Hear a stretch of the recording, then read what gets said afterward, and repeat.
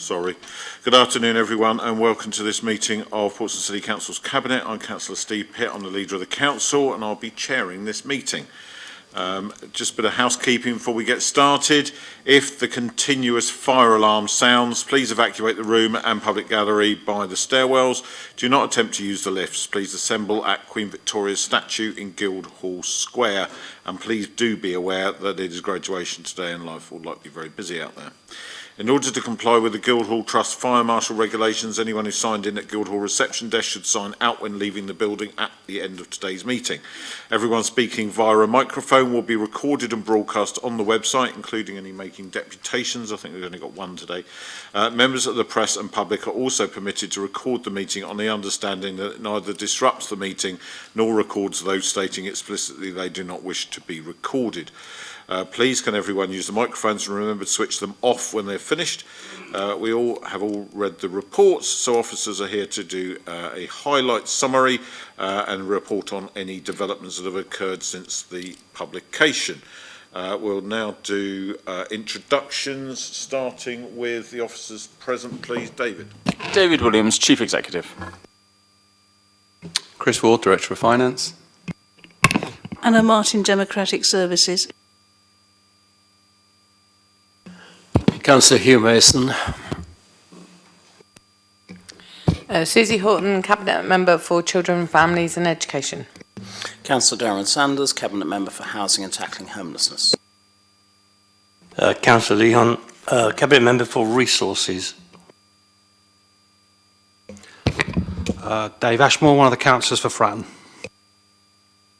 Councillor Kimberly Barrett, Cabinet Member for Climate Change and Greening the City. Councillor Graham Heaney, Labour Councillor for St Jude Ward, giving a deputation to the meeting. Steve Bell, Regulatory Services Lead. Colette Hill, Assistant Director Neighbourhoods.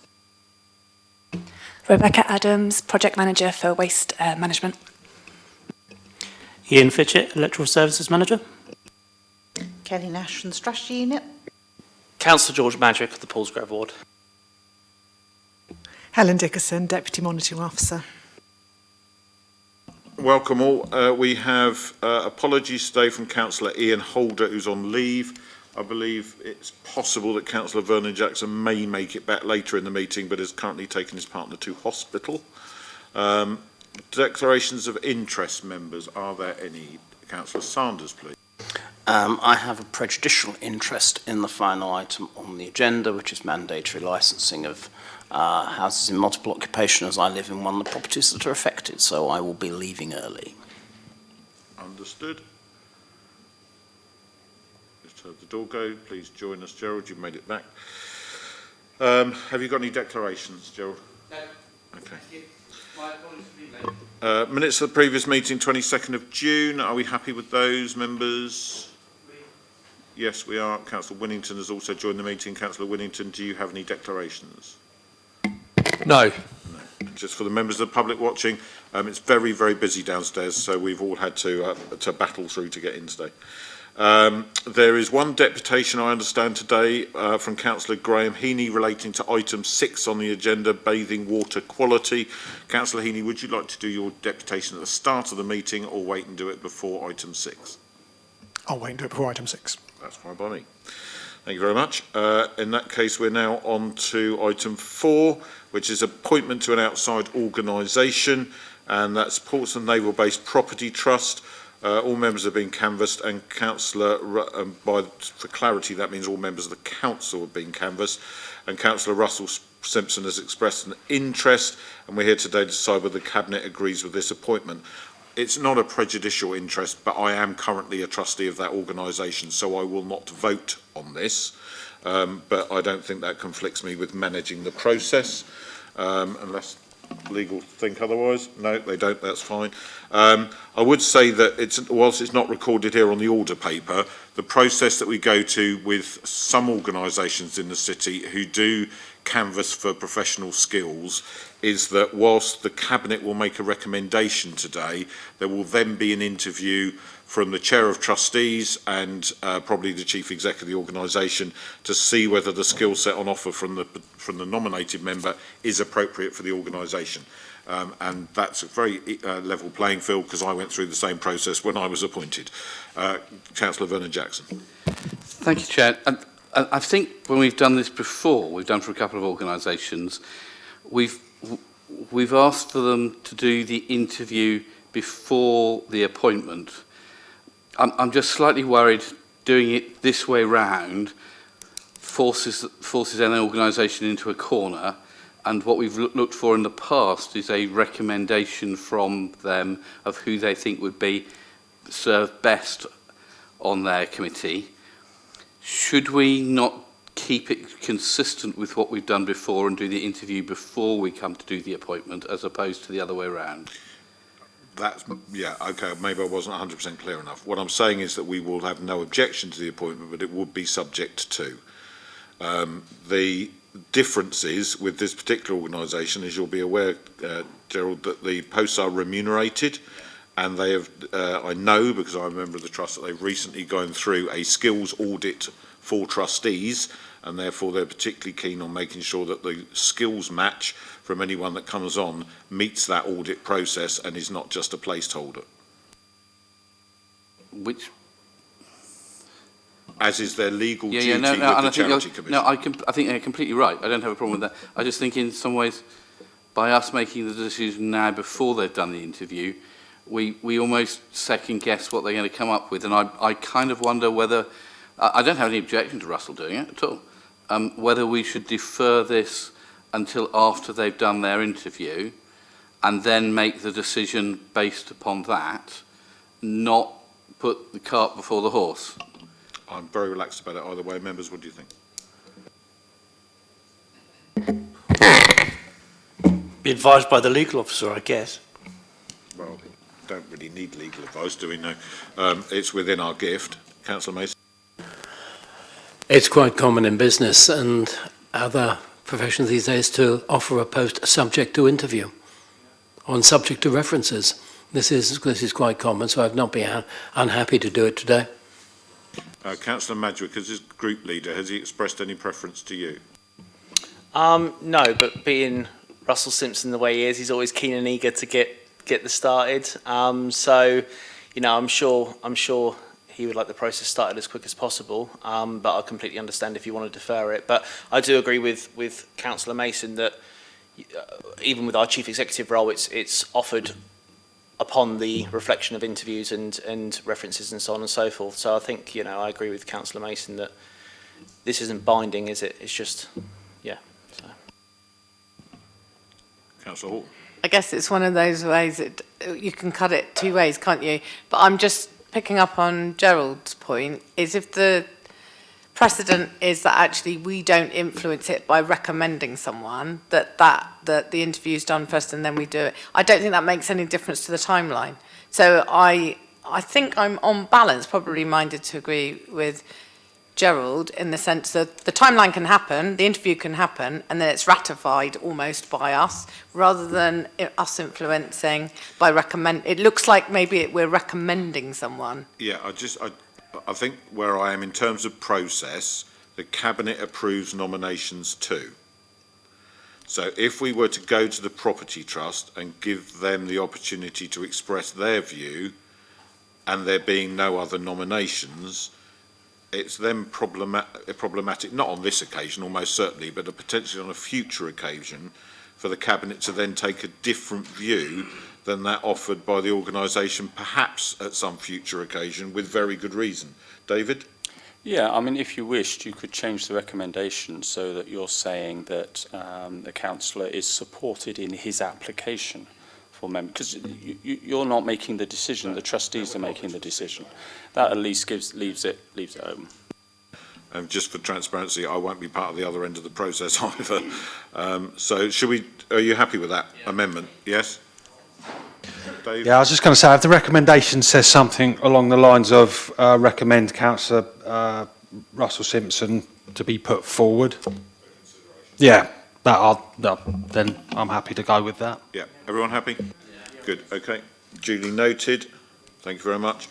Item 5, this is a review of the 2023 local elections, partly in light of the requirements around ID at polling stations this year, and it's Ian Fitchett to present.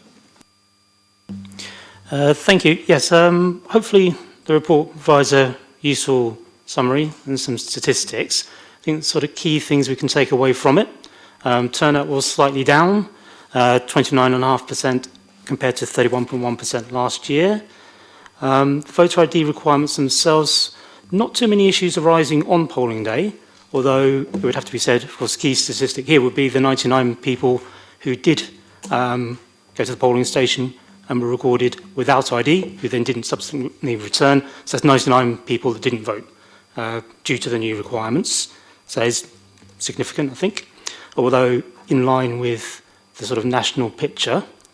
We don't have full details nationally as yet. The Electoral Commission are working on their report and their analysis. We expect that later in the autumn. It seems though, from what we do know, and from talking to colleagues in other authorities, we're right in the sort of ballpark of where they were also. I mean, that's basically where we are with it. Happy to take any sort of questions on any of that. Thank you very much, Ian. Of course, what we don't know is how many people didn't apply for ID and therefore didn't vote, and it's not the same people that vote every year, so it's quite difficult being able to quantify those numbers, isn't it? I've had concerns about this from the get-go, but I'm interested to hear from colleagues. Councillor Sanders. Thanks, Steve. I mean, I can also say that having spoken to people before the election, there were people who didn't want to go to the polling station because they didn't think they had the right ID. And they were mainly senior citizens, which I don't think was the intention of whatever Jacob Rees-Mogg said about it. But I think that the first point is it doesn't include a whole raft of people who just didn't go anyway. A couple of points, Ian. The first is around next year. So this year the requirements for postal voting were unchanged. What is going to be different next year, because it will be changed? Okay, so there's several changes that are coming in future years relating to postal votes. There will be some rules in place at next May's elections to do with anyone handing in postal votes at a polling station. I don't think that they're going to be a big issue for us in Portsmouth, because the numbers are pretty low of people doing that. On average, we're looking at perhaps half a dozen postal votes returned to each polling station. So pretty low numbers. Unlikely to be a big factor, I think, here. So the rules will be that there will be a restriction on the number that somebody can hand in, and I think that's going to be 6, including their own. So not likely to be a factor for us here. Online, ability to apply for a postal vote online will be in place from the end of the year, from 31st of October, we're hearing. That won't affect any existing postal voters, obviously it's making it more accessible. There will be changes coming up in the future in terms of the period that a postal vote will be valid for. So they'll be valid for 3 years. None of these changes will be effective for the polls next year. These will be phased in from the end of 2025. So I think everyone who's a current postal voter will need to have reapplied by January 2026. So we've got a couple of years to get to grips with how that's going to work. But anyone applying in the shorter term, it will be restricted to 3 years. Thanks, Ian. Go on, Darren. Sorry, just one more question. In paragraph 8.4, you say that you've used £25,444 of the funding that's available. How much extra cash did we spend on this bit of the elections, on doing this work? Was it £25,444, or was it more? All of the additional costs are within that, yes. Okay. Those are all my questions, Steve. Okay, Councillor Winnington. Thank you. No questions, and thank you, Ian, for your reports and your answers to Councillor Sanders' questions. More of a comment and expanding a bit more on what Councillor Pitt said. So 99 people, as was mentioned in the report, didn't vote. That's 99 times too many. If anyone is eligible to vote, they should be able to vote. If they're stopped from voting, that is, ladies and gentlemen, voter suppression. That is what this is about. It is about nothing else. It is about voter suppression. Now, as already been mentioned, it would appear that some of the people who were suppressed from voting were not the people that Jacob Rees-Mogg was alluding to in terms of it was about voter suppression, as he admitted himself recently. Because, as we know, as has been mentioned, a lot of those were older people. Now, older people disproportionately vote Conservative, and, well, that's a shame, isn't it, in terms of you're hung by your own petard. But the point is, I'm not happy about that, because 99 people in our city didn't vote when they didn't have the right ID. But more to the point, we know, anecdotally, because I think all of us in the Cabinet have been out and spoke to people on the doorsteps who said, I'm not going to vote because I haven't got the ID to vote. But I would have voted otherwise. It's not good enough, is it? It just is not good enough. If someone has the right to vote, they should be able to vote. It's that simple. So, this is an indictment. It's an indictment of government policy. It's an indictment on what's happened over the last 8 years. It is an indictment of this government who is more interested in petty political games rather than governing this country properly. And this is the most egregious example of suppressing people from acting in the democratic fashion. So it is a good paper, but it is a paper that has parts of it that are extremely depressing, and I am sad, and I'm not going to apologise, but I'm going to ask the government to apologise to every single person in the city who could not have their democratic right to vote that they were entirely eligible to do through their policy changes. Thank you. Councillor Hunt, please. Well, in more or less the same vein, I mean, it's a hammer to crack a nut and a complete waste of money.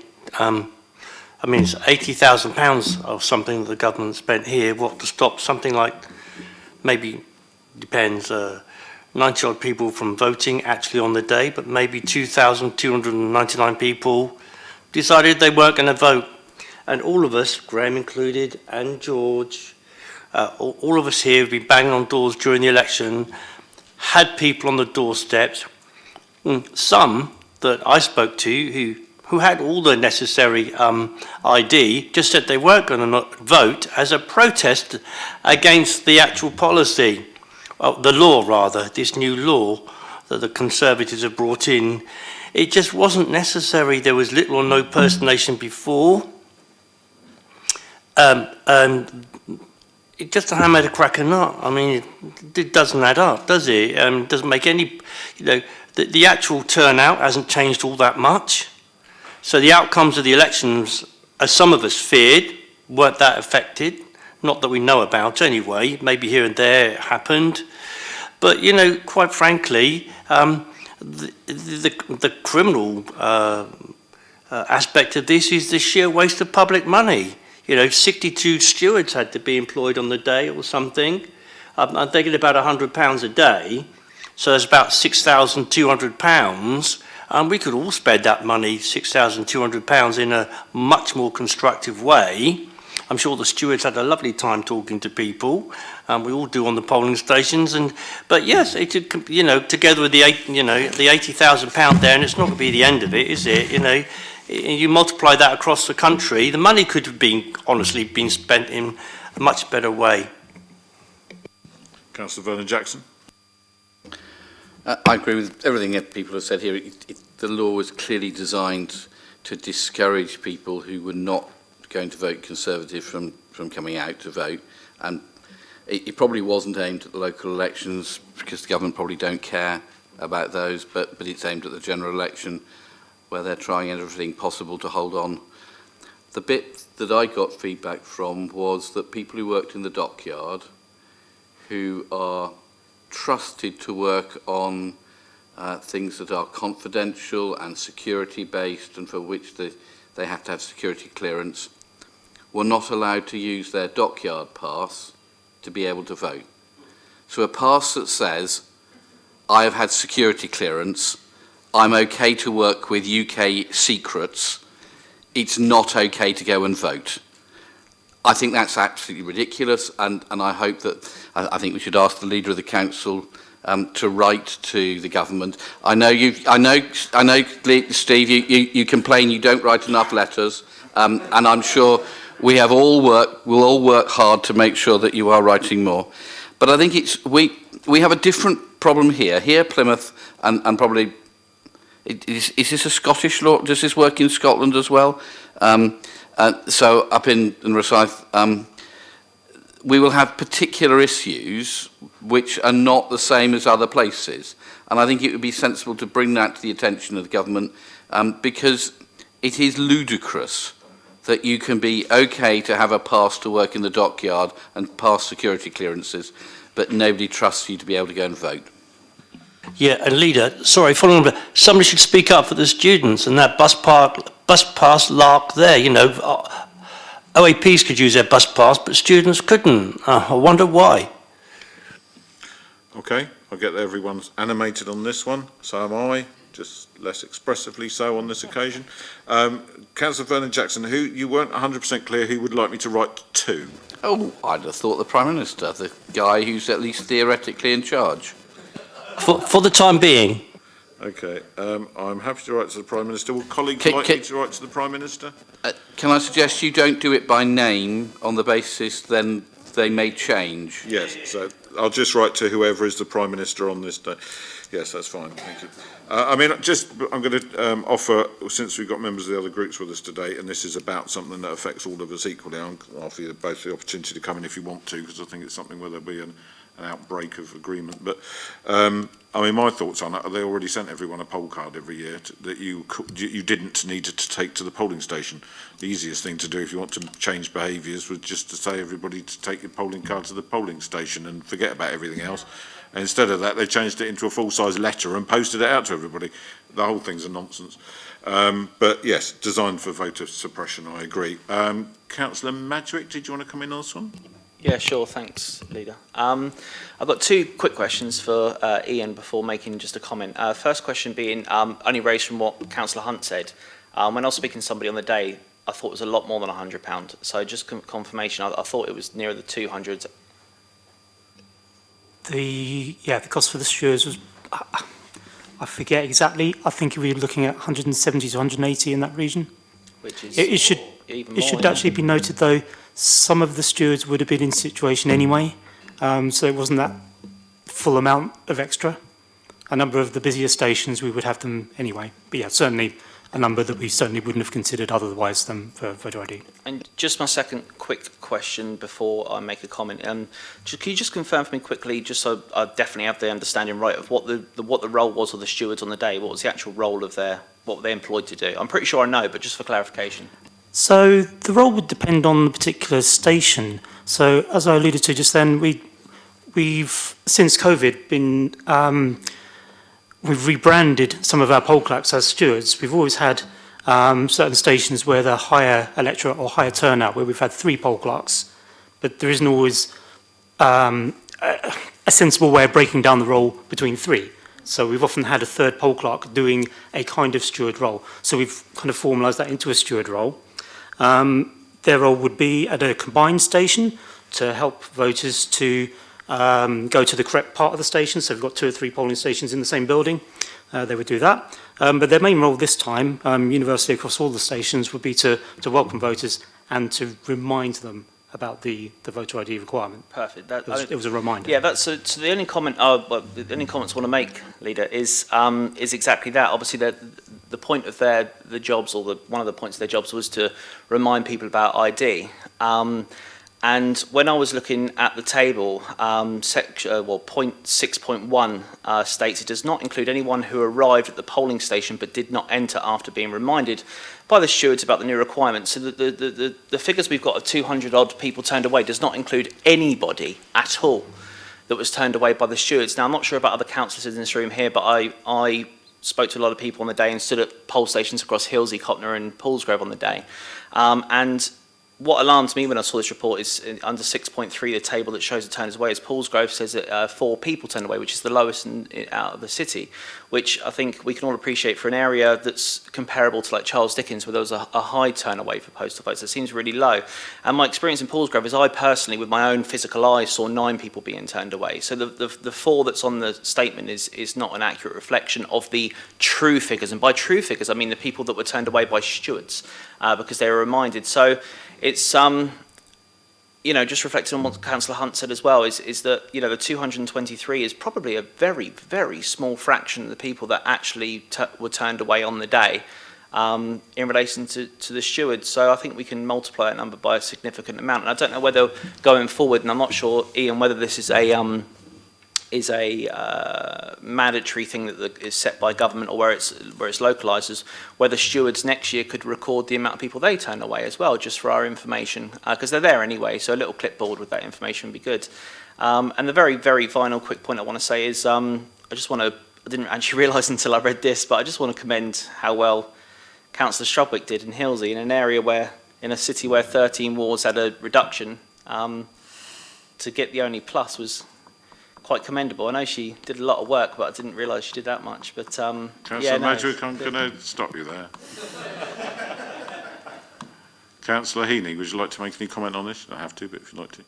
Well, thank you for the opportunity to do that. You didn't need to do that, but I will just make a couple of comments, really. I mean, one is that I suspect this issue and the data will provide a lot of information and opportunities for political scientists to explore the impact on electoral behaviour for some years to come, particularly when we start comparing elections. But the other thing I'd say is that one of the interesting things about the alleged reason for bringing this in was to prevent voter fraud. If you compare the number of people who've been prevented from voting on the basis of this, the number of people who have actually been prosecuted for voter fraud, the figures are quite disproportionate. It seems we have used a sledgehammer to crack a nut, and it's had a detrimental impact, and unfortunately that is the case. I think the other thing I would say is that I have 2 forms of photo ID, which are authorised by my employer and by the City Council, and I can't for the life of me see why I can't use these, because the photo on this bears a reasonable resemblance to me, and I would have had great difficulty in forging this. So again, a wider form of ID would be really, really helpful if you think that it is very important that people should be able to be identified by a photo ID system. Thank you, and thank you, members. So are we agreed the report's noted? Thank you very much. Item 6, bathing water quality. Graham, would you like to give your deputation? I thought the normal practice was the officer to introduce the reports. It is, but I'm not bound by normal practice. Because he might answer some of the points I'm going to make, or maybe make my slide, so that it might shorten my deputation, which we'll be very glad about, I'm sure. That's fine. Over to you then, Steve.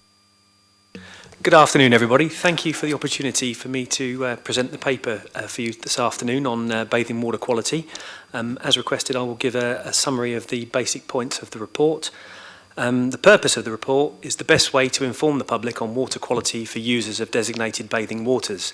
When we say bathing waters, that is a term coined by the Environment Agency, who are the enforcement agency, and it's perhaps an antiquated term, but it does actually mean obviously our waters, which are not only used for bathing, but for various other aspects by visitors to the city as well as residents.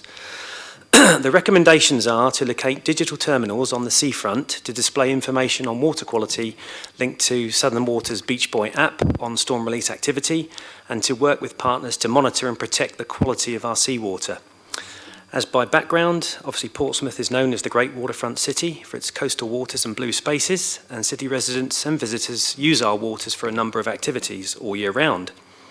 Portsmouth has 2 formally designated bathing beaches, Eastney and Southsea East. These are assessed by the regulator, the enforcement agency, and these beaches are designated by sampling at a specific point where they base their whole results on. They monitor and take these samples from May to October each year and grade the beaches based on these results. And results can range from excellent down to a prohibition or poor. Over the last 4 years, the water quality at Southsea East has declined. The latest 2022 rating is designated as sufficient. Eastney, by comparison, is consistently rated as excellent.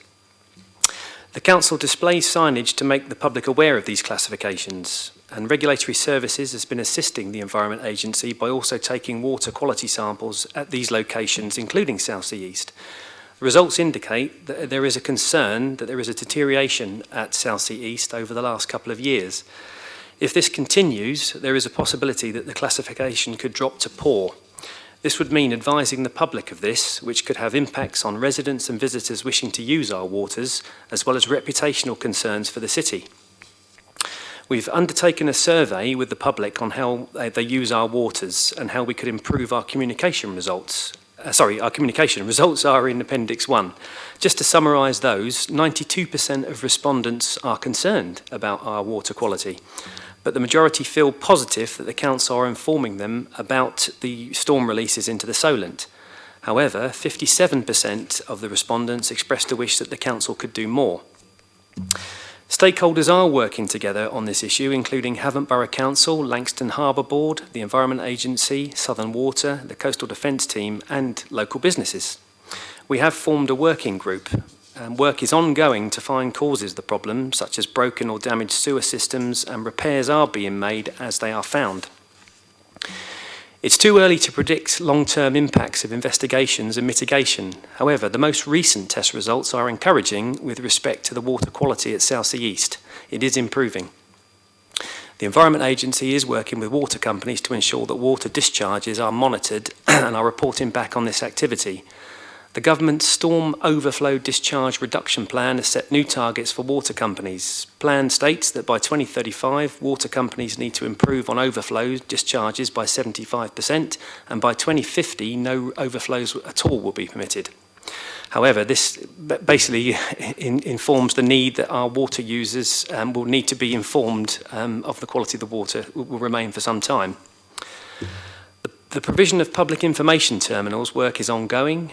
We are engaging with Southern Water, and it's been positive so far in exploring how to achieve this. It's hoped that an agreement will shortly be reached on how best to move forward with the provision of public information. And updates since the report is written. Currently the results are still positive. There is a low bacteria, but just as a caveat to that, it may take time for these results to filter through for the Environment Agency to change the classification, but there is a hope that it won't drop any lower than sufficient. The Southern Water work is ongoing, and they're doing lots of investigation work, and they are still fixing problems that are found. But I say it's too early to decide whether the remedial work that they've done already is going to solve the problem. But at least it is encouraging. We are in discussion with Southern Water on forms of signage, and Havant Borough Council are in agreement with our proposed signage on what we should have to display, obviously if there is a worst case scenario, and that's ongoing. That concludes my brief synopsis of the paper, and I'm happy to take any questions. Thank you very much, Steve, and huge thanks to you and to Richard Lee for all the work you've been doing on this and leading collaborations with other partners around the area. I know it's been a big collaborative effort and it's been really welcome. I'd like to place on record thanks to Havant Council for their support on this and for working with us, not just on this issue, but other issues related to Southern Water around Havant Thicket as well, where we're making sure that we remain on the same page as our nearest local authority neighbours. Members, any comments or questions? Oh, sorry, Councillor Heaney, deputation. So you should have gone first, shouldn't you? No, thank you. Well, first of all, thank you for giving the opportunity to make a deputation. The first thing I'd like to say is I have no problem with the recommendations on the report. I think it's really important that we inform people about the quality of water so they can make a decision about whether it's safe for them to swim. As you all know, I represent St Jude Ward. Of course, the beach is part of my ward. My ward colleague, Councillor Smythe, is also water, but she's also a regular swimmer, a winter-time and summer-time swimmer, so she has a particular interest in this. I confess I am a non-swimmer, so it doesn't really affect me directly. But what I wanted to say really was in relation to the way in which this has happened. There'll be some questions that will come out of my deputation as well, which I hope you might be able to answer, and I'll try and make them as clear and as concise as possible. The Environment Agency sent out information at the end of November to members of Parliament about the water quality, and Steve Morgan sent copies to Labour Group members, and I obviously received mine in a couple of days into December. And the report basically showed, it says the 2022 bathing water classification for the waters in York and Sydney are, and they went from 219 to 221, 219, 21 and 22. For Eastney, all three were excellent. For South Sea East, it was excellent in 219, good in 221 and sufficient in 222. So there was clearly a trend of falling quality. I therefore wrote to Richard Lee asking if he had any ideas about what was causing that gradual declining trend, given that the Eastney is not that far away. He wrote a very comprehensive answer back, which I won't read, but he basically identified 4 issues which he thought might be of relevance. One was the impact of combined sewer outflows, but I think he concluded that probably wasn't the main cause because of the way and where the sewer outflows are and the flows of water. The impact of damaged foul connections under South Sea Parade, he says South Sea Parade Pier, South Parade Pier, which was one, and which he said there were still ongoing discussions about, and that's a question I want to ask. Have we had any further information about whether that is one of the issues or not, if we can say anything in this meeting? The other one was about the impact of foul waste entering the Great Morass and contaminants leaching out under the beach. And the fourth one was other impacts like the coastal defence works. I think he thought that probably 2 and 3 were possibles and 4 was not seen as one of the major factors. So what I wanted to ask in relation to the report is, on the appendix 2, it has 2 tables showing the collection point B east of pier and the west of pier. Sorry. Yeah, collection point A west of pier and collection point B west east of pier. There is one peak around about the 19th, 20th of June for both east and west, which suggests that something happened at that time that caused an increase in the pollutants. The one on the east pier, which obviously is the official EA one, says there was high levels on the 23rd of May, but doesn't show anything on the 23rd of May west of the pier. So that's interesting, you know. And this is, I think, what makes it quite difficult to find out what the answers are. But I wondered if there's any indications of what might have caused the double peak, both east and west of the pier.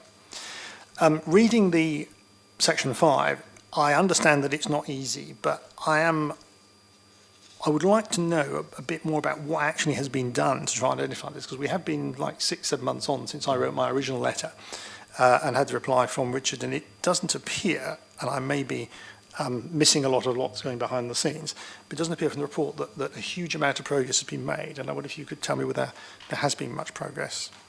So my 3 questions are: South Parade Pier, is a problem?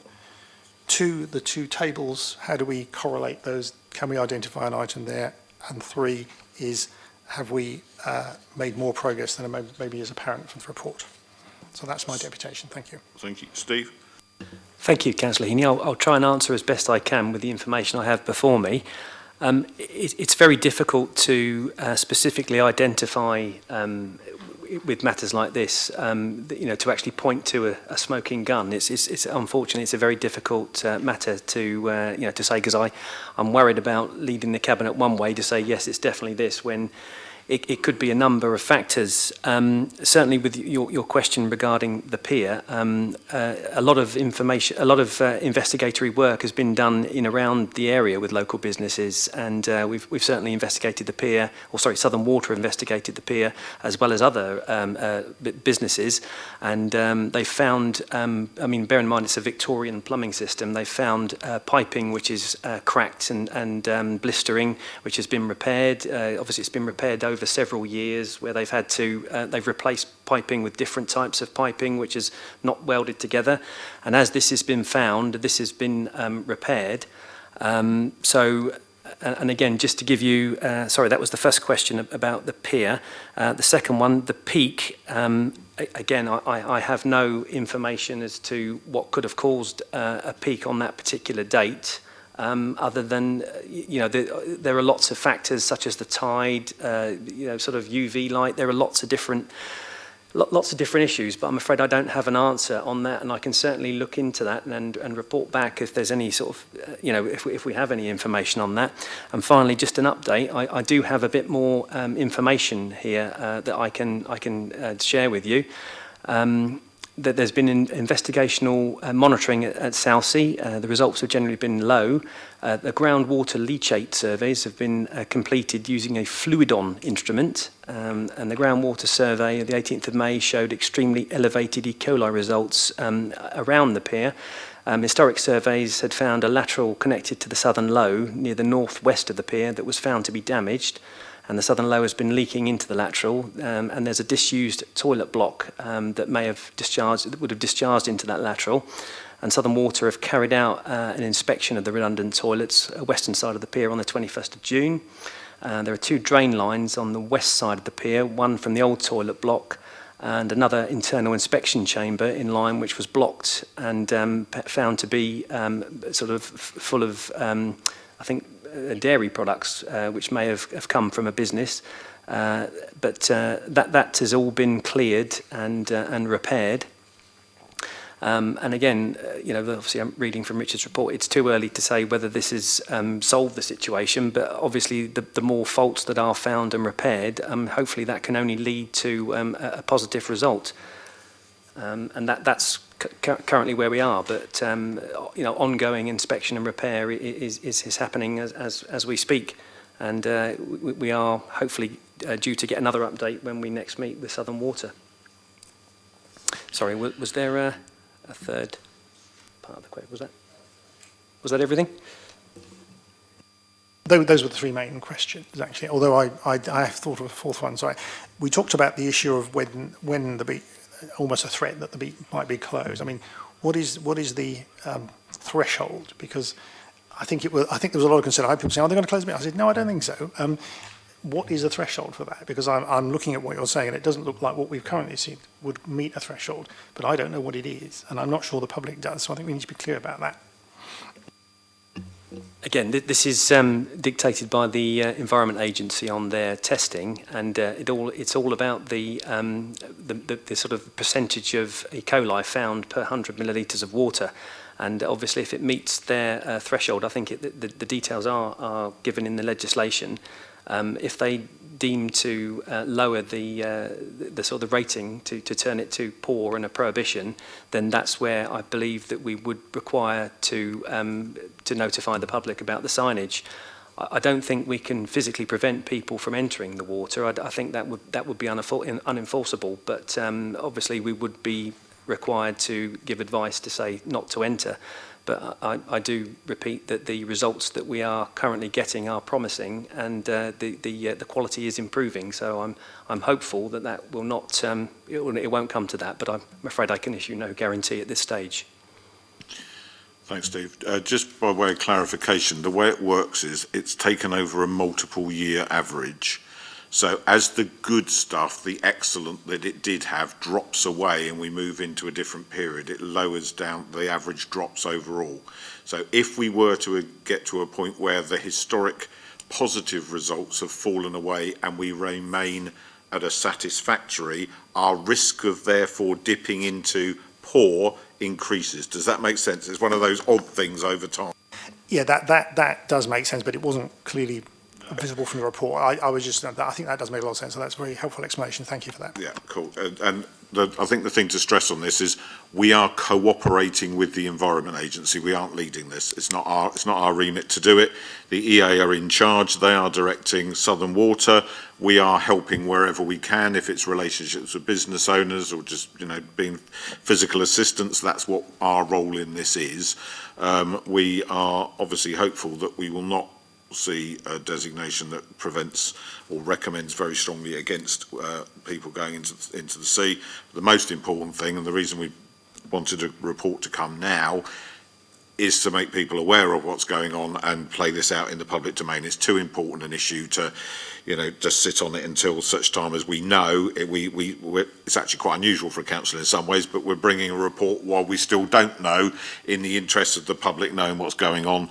And as Steve said, the reports are changing all the time and they are becoming more positive, so it's possible that a combination of all these little incremental fixes that have gone on all around the place has been a good housekeeping exercise that collectively may have identified something, or it could be any one of them, and we may not know. I do know, Steve, that they've been using dye testing, and they did that around the more obvious sources early on, where they put a coloured dye down and see where it comes out. And that was mainly to do with the possible leachate through the morass or any storm drain leaks that were further back than the discharge point, so along the route. So all that was done, and that all came back, and that's when they started digging into, well, then it must be something else that's less obvious. So that's why the process has taken a number of months to get to this point. So hopefully that's a bit of clarity. I know, because Richard likes nothing better than spend a great deal of time explaining all this to me in great detail, and he's on holiday at the moment. But thank you to Steve for covering all that off so ably, and Graham, hopefully that's answered some of those points that you had. Members, any questions? Councillor Hunt. Yes, Steve, thanks. Yeah, I mean, the leader very kindly reminded us that the Environment Agency is the enforcement authority on this matter. The City Council, it has some regulatory powers, but do we go and see the owners of the pier? Because the loos are on there. When I was sat in the leader's chair, culture, like 6-7 years ago, they were hanging around like a bad smell back then. So it seems that they still are right now, but it's encouraging what you say about things being fixed. So I'm just wondering, do we get involved with the pier? Do we go talk to them about how the activities in or around the pier might impact the E. coli in that vicinity? And I completely agree with you about the tides moving back and forwards, east-west along there. Completely dynamic tide along there, which moves things about quite a lot. So, you know, will you confirm the Environment Agency are the lead authority on this, and they would cooperate with them? And then I'm wondering about how we're working with the pier to influence them to fix any structures that they've got there that might be leaking. Yeah, absolutely. The Environment Agency are leading the process, but I can only report our engagement with local business, including the pier, has been very positive. I think everybody is in agreement that that polluted waters are no good for anybody. So so far our engagement has been positive, and anything that has been pointed out has been remedied. And Southern Water are undertaking repairs that aren't necessarily their responsibility. So I can only report back positively on the work that's been done so far. And I think it's true to say, Steve, that there are now weekly inspections under the pier by the piers team, supported by the other agencies, to try and make sure that there are no ongoing identified issues at all, given the complex system that they started with a couple of years ago. That's correct, Leader, yes. Thank you very much. Councillor Mason. Comment and then question. First comment is I am relieved as a local councillor for that area to see that there is no deterioration, indeed there is some improvement. But like Councillor Heaney, I was fascinated by Appendix 2, the difference in the peaks. There really is very little similarity between the results in time which we have received from east and west of the pier. And this leads me to the assumption that the causes are complex, that the pattern and the causes east of the pier and the causes west of the pier are different, and there may be more than one cause in both cases, and they may be very different. In this context, I would like to ask whether the information which we have received from the monitoring has been correlated with other information, such as rainfall, tidal flow, work on the sea defences, and other things which may well have influenced the level of pollution.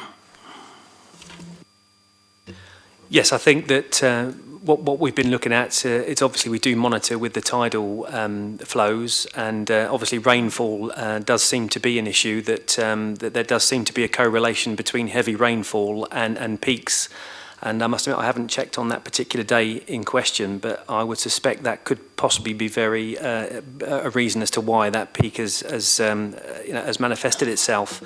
And with regard to the coastal work, the investigations that have been undertaken so far, that the evidence doesn't point that the coastal work is a cause of the problem.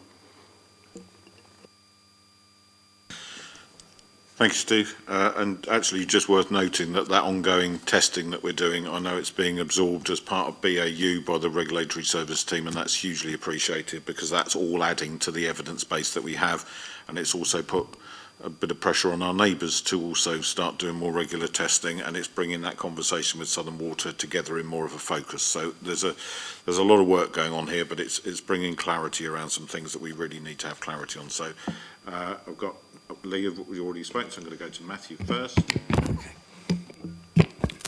Thank you, Steve. And thanks again for this report. It's really encouraging that that things are now happening. And I particularly like to thank Councillor Steve Pitt for the galvanising force behind getting these panels being put up. It was work that Steve has done in last year in terms of getting those things up to start telling the public about what the seawater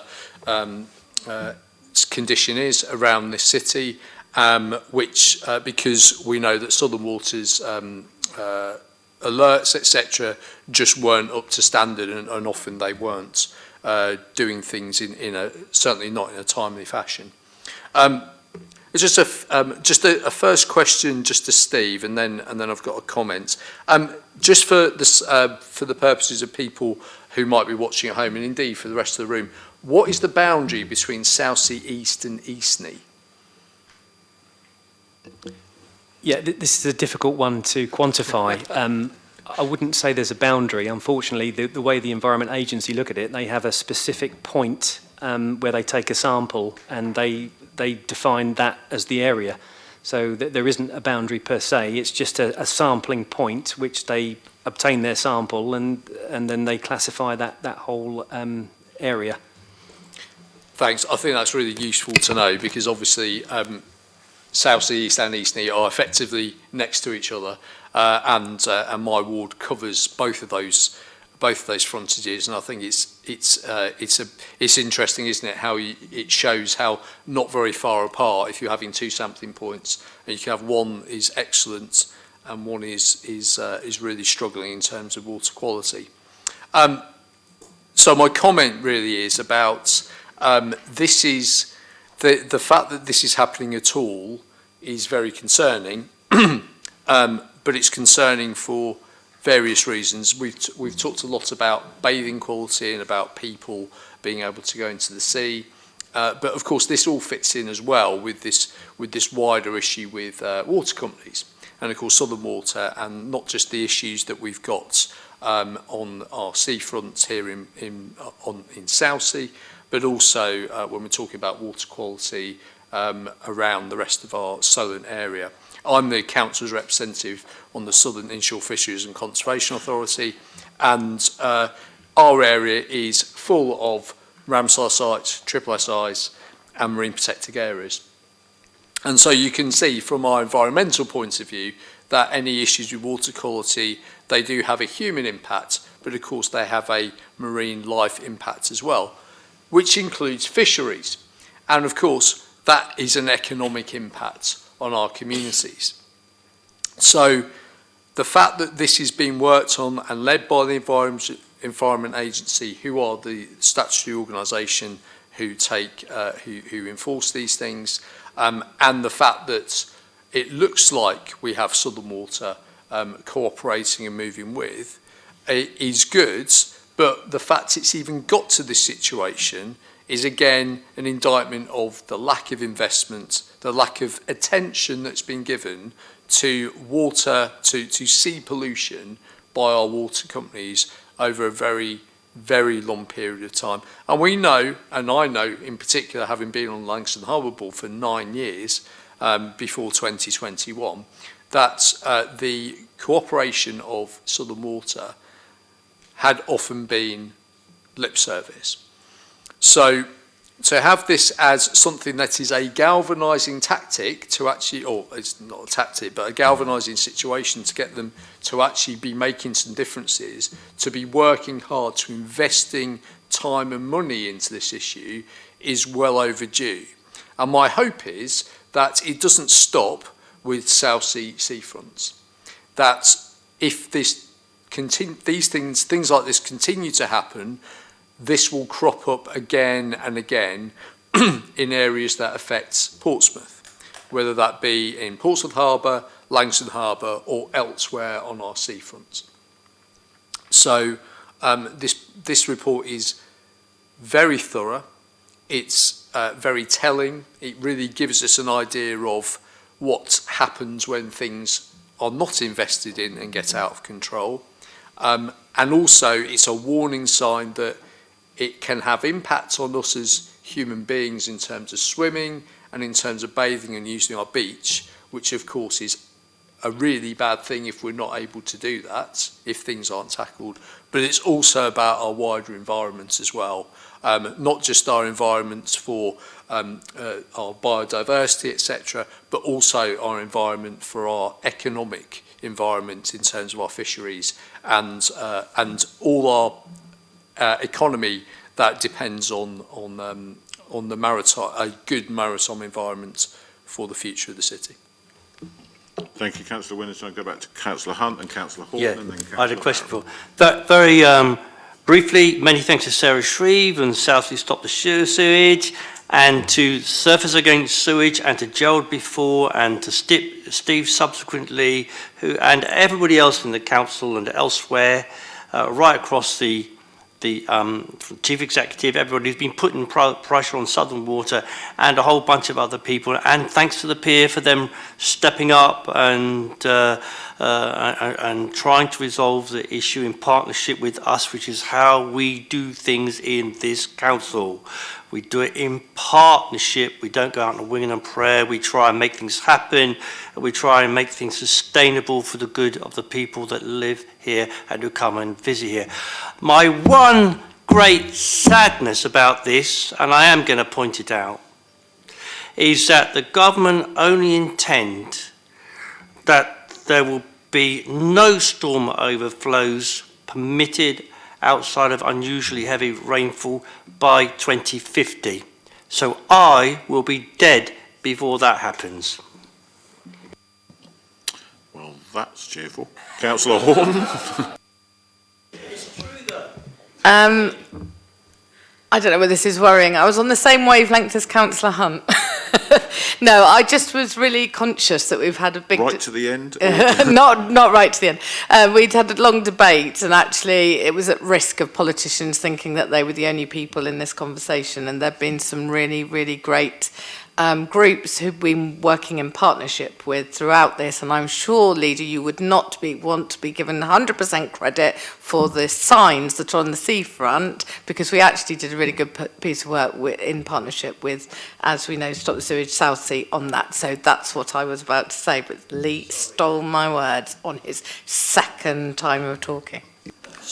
I certainly wouldn't, Councillor Horton. It's just that the queue of people before I have an opportunity to do so is considerably long. Councillor Barrett. Yeah, I'm on the same thread as Councillor Horton and Lee. I just want to say thank you very much for the report. Please do pass on to Richard. The report is really robust, and he's been very good and very patient with me, like Steve. He's been briefing me constantly, answering the many questions I've had, and has come back with, once again, very robust and detailed answers, which is really appreciated, because this is a really emotive subject, not just for us in the council, but for our residents as well. As it's been mentioned here already, you know, we are a waterfront city, so obviously we want the environment of our sea to be fantastic, but also we rely on that for our economy and our tourism as well. We have great events happening in the Solent, you know, and we've managed to get those here. I don't want to see those disappearing because they bring revenue into the city.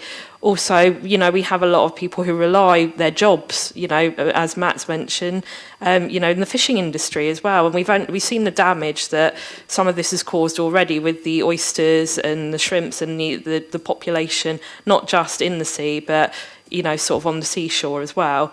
It is disappointing that the 2050 target is there, because we really need to, well, I know that it's faced backlash, the 2050 target from many campaigning groups, and I believe a lot of a campaign group has been granted permission to carry out a judicial review about it as well. So it's a really passionate subject. I'm really pleased, though, that even though me and Southern Water don't necessarily get on well, and as Councillor Heaney knows, been trying to get to sit around the table with them, and now we have new councillors in. I will reach out to all the new councillors to see if we could submit some questions and all sit around, because in fact it's not just me, not just Councillor Pitt or the Cabinet. All 42 of us should be able to sit around a table and ask questions for our residents, because it affects all of us across the city. So although I'm pleased that there seems to be a positive relationship going forward at the moment, I really hope that continues, and as has been mentioned, it's not just lip service, because even though we're working alongside the Environmental Agency as well as bordering councils as well, and it's the Environmental Agency who have to deal with this. We're stepping forward alongside those other councils to work together, because we all know it's an issue. We know our residents care about it, and I think it's a real good thing. So as long as that relationship continues, and it continues to be a positive relationship, I think that'll be the best way forward. But I will hope and have all my fingers and toes crossed that it does continue that way, and it's not just lip service. No one else indicating to speak, so just in summary from me, thank you to everyone that's participated in the process to date around the issues with South East in particular, the ongoing work around the notification boards, which for clarity will hold the information that Beach Boy holds. We've been waiting for Southern Water to continue their process of updating the accuracy and reporting capabilities of Beach Boy, which has been ongoing, and we've been involved in discussions with them. Stop the Sewage South have also been involved in all of those discussions, and we're all very clear that the information displayed on the terminals must be agreed by all parties before it is actually put up there. So this will be a collaborative process, and it's important that everybody is part of that and feels that the process itself is valid and not just ticking a box. So thank you very much indeed. Are we happy to take the report and its recommendations? Thank you very much indeed. And Steve, thank you very much for coming along today. Good to see you. Item 7 on the agenda, the approval of the corporate plan. Kelly Nash. Thank you, Chair. So this report comes to Cabinet every year, capturing the priorities for the organisation for the coming period. The plan that you've got before you for 23-24 is very much an evolution of the plan from last year, and I think that reflects that many of the plan themes in there are quite enduring, and actually a number of the initiatives to achieve them spread over a period of time. So there's not radical change or difference to this plan, and I think a lot of it will be very familiar to people. This version also probably reflects more the business as usual of the authority, which is obviously what a lot of people rely on in their everyday lives, as well as those large transformation projects. The plan aligns with the city vision that was put in place with partners and agreed in 2021, has that longer term focus. The recommendation is for adoption of the plan, subject to any questions or queries you might have this afternoon. Thank you. Thank you, Kelly. Members, Councillor Horton, please. I haven't got a question, Kelly, but I want to say thank you very much for the report. I think there's good reason that it's built on last year's, which was one that was built on coming out of the pandemic, and I think it's a good report and it's a good plan. I do want to pick up and you used the phrase business as usual. In the report, it's also referred to as services that people value, and I just want to highlight something there, because I think we need to really acknowledge the enormous hard work that goes into keeping things as business as usual, or services that we value, because it's not doing the same thing each year. It's working harder in the context that we're at, with increased demand, with increased prices, with increased pressures, with other things changing, to maintain a level of expectation that people quite rightly value in this city takes an enormous amount of work. and actually in this city we also go beyond that and do loads of other things, but sometimes those things don't get the attention that other things do. The new, the shiny, the different often takes that away. And I just want us just in this meeting to acknowledge and thank all the officers in the council, but particularly those that maybe sometimes don't feel very seen, because they are seen, because we do really value them and what they provide, and under no illusion that how tough things are now to keep those high standards. Thank you, Susie, and colleagues will put that in for official noting, please, into the minutes from today. Gerald? Okay, can I propose the report? You can. Members, any other comments? No. Okay, report is duly proposed. All in agreement? Thank you very much, Kelly.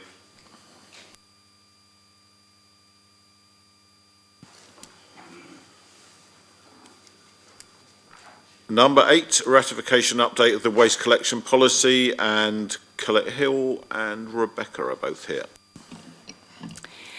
So this report is asking Cabinet to approve a number of changes to the waste collection policy. These are to reflect recent changes to waste collection services, including food waste, battery collection and carton and plastic recycling banks. They're services we now have in the city. To approve the introduction of a charge for removal of contaminated recycling where there are repeated instances. Changes to the policy for properties with limited or no usable frontage to store bins on non-collection days, so no longer supplying large bins, and also streamlining the bin removal process for refuse containers and offering a wider range of alternative recycling containers.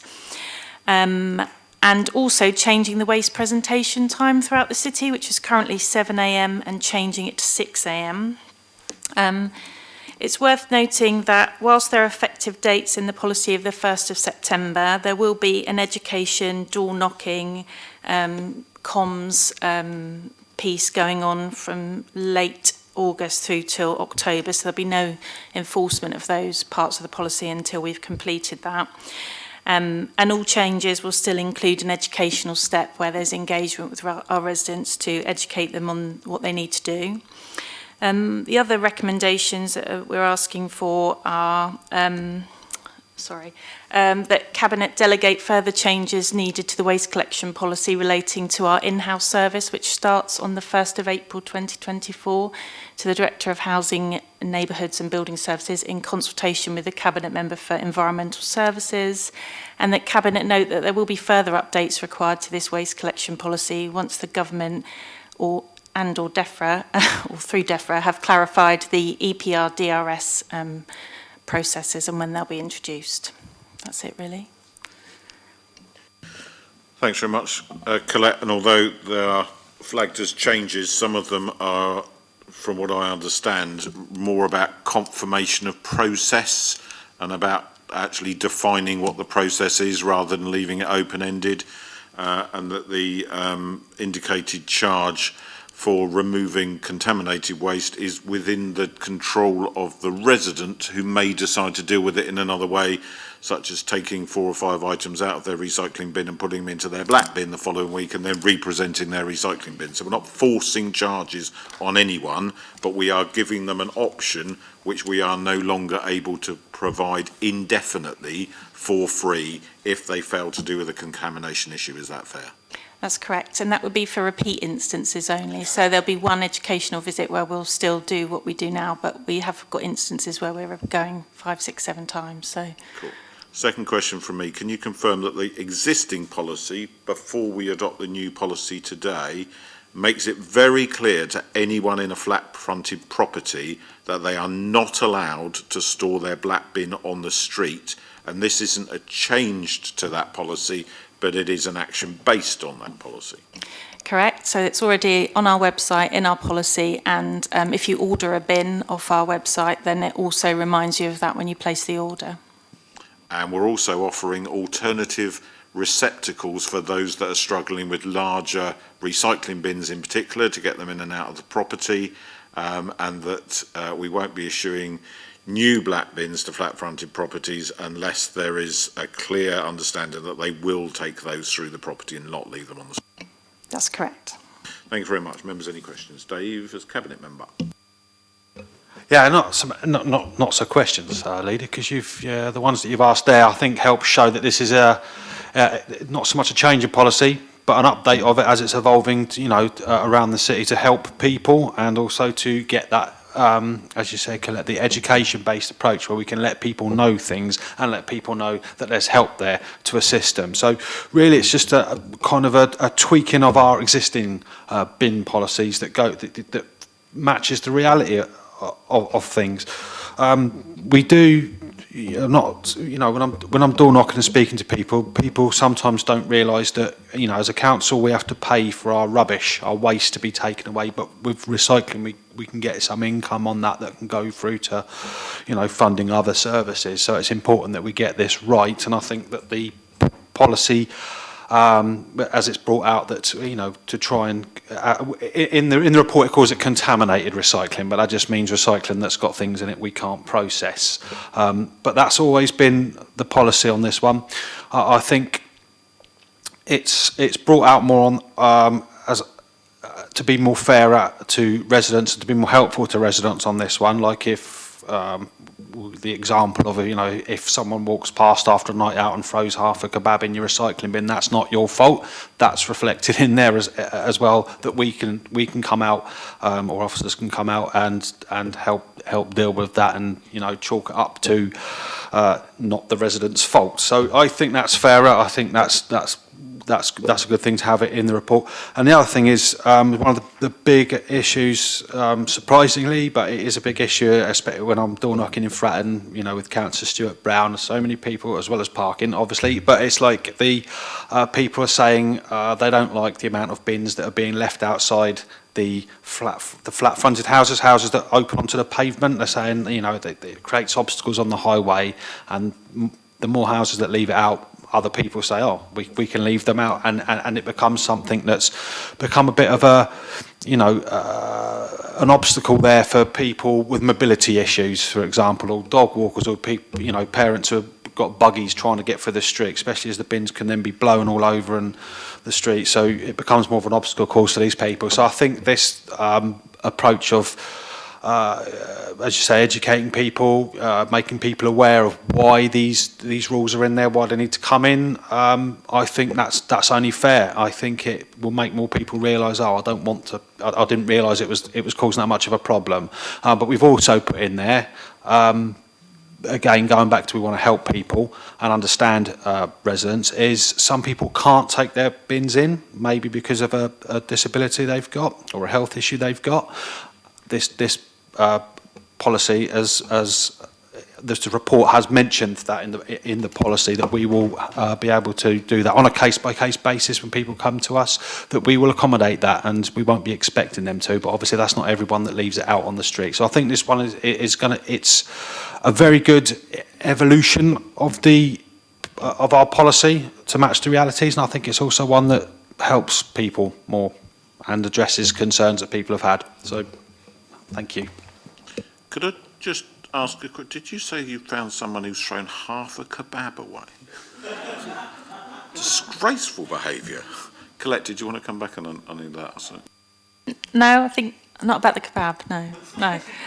You haven't found people who've thrown half a kebab. People throw everything away. I think you're right. We can make reasonable adjustments where it's appropriate, within reason. It won't be everywhere, and we'll make sure that we manage that. This will just help the teams who get the calls about all the bins on the streets manage it more efficiently. Great, thanks. Anyone? Lee?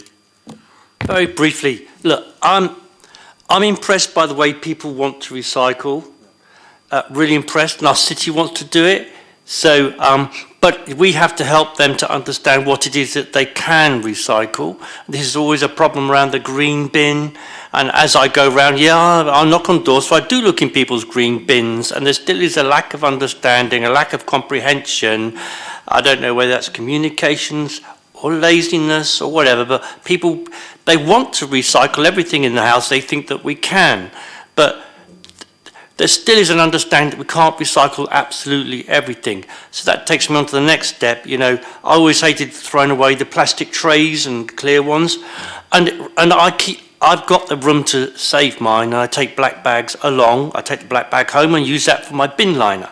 But when I put the plastic bag, the clear trays into the bins, because you have to generally lift them up looking, I'm impressed by just how much clean plastic is there, because a lot of people clearly want to recycle. And so it's really impressive the way people respond, the way residents respond. But and it's always, so when I get through social media, people moaning that, you know, we haven't taken the green bin away. But when you actually look into it, it's contaminated is the word. It's not really contaminated, but there's things in there that we can't take away. So we've really got to redouble our efforts to get that message across, because we need to push up our rates, because we're only middle of that skip hire survey thing over the last couple of days, and we need to do better even than that. So, but I would say congratulations to everybody who's trying so hard to help everybody else recycle. Thank you, Councillor Hunt. I'm going to go to Councillor Barrett, and then I'm going to ask Cabinet to come to a conclusion on this one. Thank you, Leader. I just want to say thank you very much. Really robust report again. I was very lucky enough to oversee this portfolio last year, and just to agree with what colleagues have said.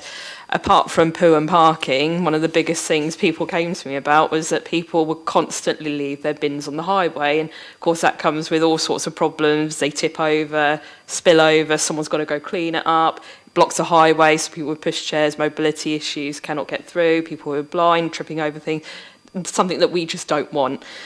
So I think it's really good that, you know, we're pushing forward with these policies and making them really clear as well for our residents to be able to understand them.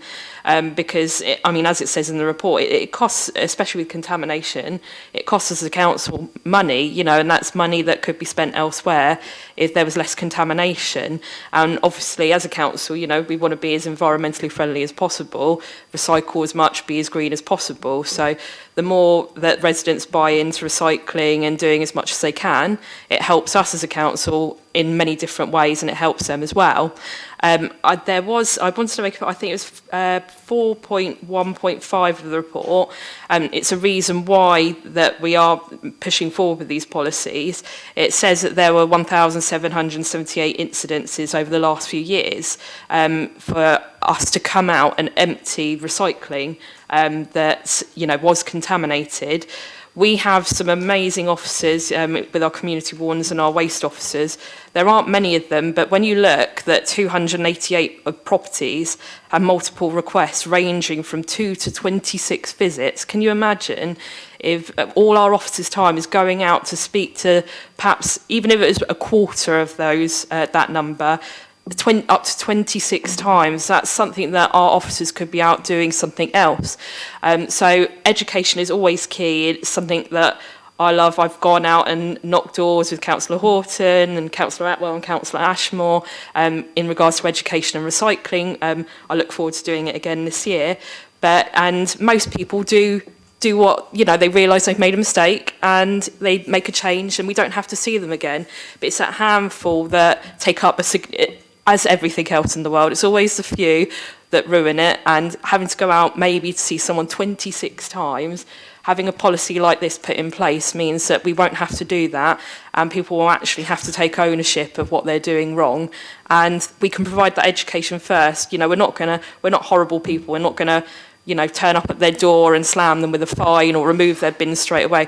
It's education first and foremost. If that doesn't work, then we move forward with other things. But I think it's just, you know, going forward, making things simple, clear, which is what we've been doing anyway, making sure that highways are clear and we're recycling as much as possible. Because let's be brutally honest, as a council, I know people complain, this administration, we've done exceptionally well with our recycling. Not only do we have the Tetra banks across the city, textile recycling, we have the battery recycling, food waste recycling, mixed plastic banks, you know, normal recycling. We've got the Green Waste Club as well. You can recycle literally anything in the city, and when it hits in a couple of years' time, where you could do the twin streaming, where you'll be able to do everything from home, then that's fantastic. But we've got that all in here in the meanwhile. And, you know, we're doing much better than a number of other councils in the area. We're very forward thinking, and I think we should be really proud of that as an administration.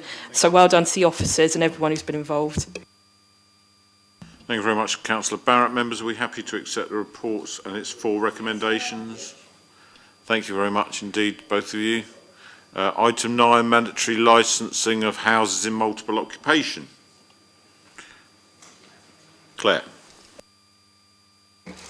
Thank you.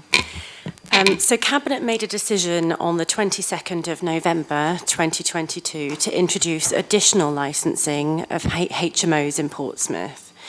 This decision included agreement to a new approach to licensing properties. The Council's current mandatory HMO licensing scheme operates a traditional approach to licensing, whereby licences are typically granted on a 5-year basis with some exceptions. In making the decision to designate a citywide additional licensing scheme, Cabinet considered and agreed to a new approach for the additional licensing scheme, which was as a direct result of the responses to the statutory consultation. One of the main concerns raised by landlord respondents to that consultation was that good landlords would be penalised by the scheme, while bad landlords would not be differentiated. They expressed concern that the well-performing landlords would in effect be funding a scheme through licensing fees that would resource dealing with poorly performing landlords. In response to this, Cabinet agreed to adopt an alternative approach whereby poorer performing landlords would be kept under closer review with shorter licence terms. Licences will therefore be issued for a 1-year, 2.5-year or 5-year basis based upon the eligibility of the landlord for the additional licensing scheme. So through that November report, Cabinet also instructed officers to present a further report to Cabinet before September of this year with proposals to alter the approach to mandatory licensing to create consistency between the 2 schemes. It's therefore recommended through this latest report that Cabinet change the mandatory HMO licensing scheme to alter it to include the licensing model, fee structure and licence conditions to create consistency between mandatory and additional licensing. The other recommendation is that Cabinet instructs officers to carry out a non-statutory consultation with existing mandatory HMO licensing holders to be conducted from the 26th of July until the 16th of August this year on the proposals to create that consistency between the 2 schemes. Officers should then return to Cabinet in September of this year with the outcomes of this consultation to present the final proposals to Cabinet for approval. Members, it's become increasingly clear to me over the last few weeks how important it is to make sure that we are using private sector licensing to properly regulate the HMOs that we have in our city and make sure that every resident has the right to somewhere decent to live in a decent sized space with decent communal facilities to access. And therefore this is about regulatory alignment between the additional licensing scheme, which will be for smaller HMOs, and the mandatory licensing scheme for HMOs which are larger and already licensed, to make sure there is regulatory alignment between the 2. And in doing so, we've discussed previously that we thought it was important that there should be a consultation period. That is what's before us today. Members, any comments, please? Councillor Hunt. Yeah, absolutely. I mean, the issue of HMOs is something that comes up into my emails quite a lot. I think people will be pleased to know that we are regulating even better than before, proposing to anyway. If you're a good landlord, this is going to cost less than £1 per week per room. If you're a lousy landlord, it's going to cost you a lot more. So the obvious answer is to become a good landlord, not just for your tenants, but for all the people around you. It is absolutely the right thing to do, and I support it completely. Thank you very much. Members, any other comments? Councillor Mays. I think we have one problem, which is part of this, which is that there are some very bad landlords who are running HMOs who wouldn't bother to be licensed anyway. Do we have any powers to force them to be licensed or close? Claire? Yes, I think it's a really important point that you're raising, actually, that for any licensing scheme to be successful, we have to target our resources to actually ensuring that everybody is part of that scheme. The law does allow us to take action where someone is deliberately evading licensing, where there's either mandatory licensing or a designation for additional licensing.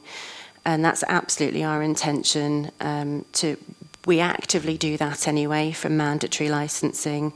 Our team are constantly investigating potentially unlicensed HMOs, and we'll see a lot more of that activity once additional licensing is launched later this year as well.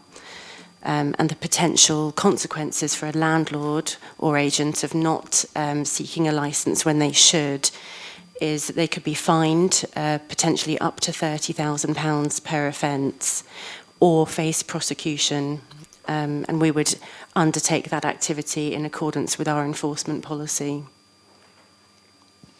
Thank you very much, Claire. Members, any other questions? In which case, we're happy. Chairman, can I just make a comment? Chief Executive, you can. Sorry, and apologies to Claire and Helen, because this arose from a conversation earlier today, so I've not had a chance to talk to them about it. But on pages 176 and 177, there's reference to the property's planning status.